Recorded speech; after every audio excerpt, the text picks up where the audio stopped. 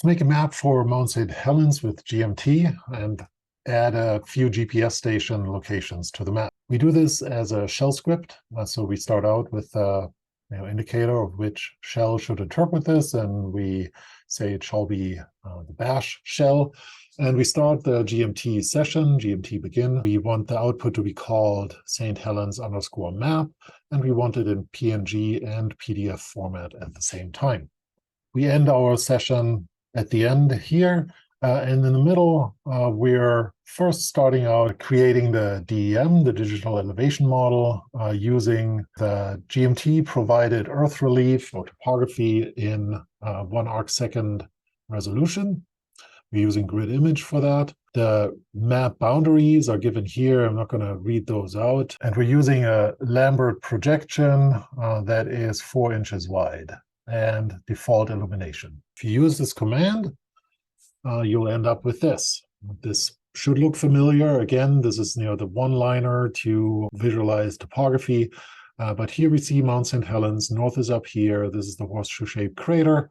All looks pretty good. But it's not really what I'm interested in as an end product, right? We are still lacking a frame around all of this, and we want to add some additional information to this map. Maybe we want to add a map frame and a scale bar to this. For this, we could use base map or coast. Here, I'm using GMT coast with a thin pen. The frame should be for X and Y.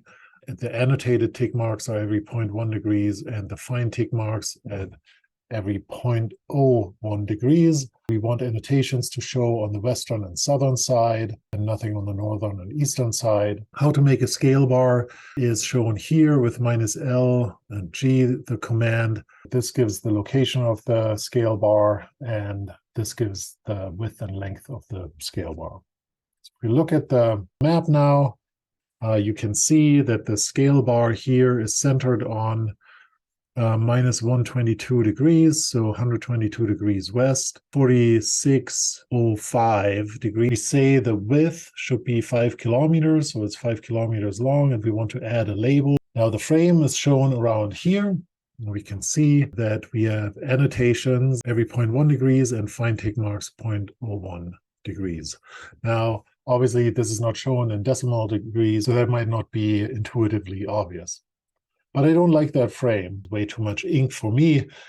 So maybe we can change it to a nicer or simpler map frame. GMT provides a lot of default settings through environment variables. Here we can say map frame type should be plain.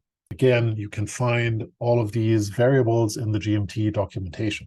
This looks a lot better for my taste. Now we can see the tick marks now much better, and the frame doesn't draw a whole lot of attention to itself with this high contrast change from black and white. And we can move on to the next step, which is add the GPS stations. I have a file, sites.xy, which contains 3 columns, the longitude, the latitude, and the station name. In homeworks and labs, you've come across iterations of this file already. I'm not showing it here, but we see the results. So we use plot. We say that as markers, we want triangles with a circumference of 0.2 map units. The color should be red on the inside, and the border should be thin and also red. If we look at this now, we can see here are the triangles. These are GPS locations in the Mount St. Helens area. Now, as a last step, I want to add station names. And as I said, site.xy also includes the station names. So we can use the GMT text command, tell it to use a 8-point font that is Helvetica bold. It should be black. And the justification with respect to the coordinates should be that the coordinates are to the right and to the bottom of this. So what this means is that the text ends up to the left and to this JRB tells you where the coordinate is with respect to the text. Okay, so now we can see that there are station coordinate names here. You could probably add some padding to make these station names move away a little bit. We could also adjust this on a by station name basis and make this a more complicated script. But all of this can be automated. You do not have to open Illustrator and move these labels around. Now, I'm not adding anything else to this, but I could add displacement vectors or other data sets. I could add seismic stations using different symbols. I could add an interferogram on top here if that was something that I was interested in. All of these are new layers.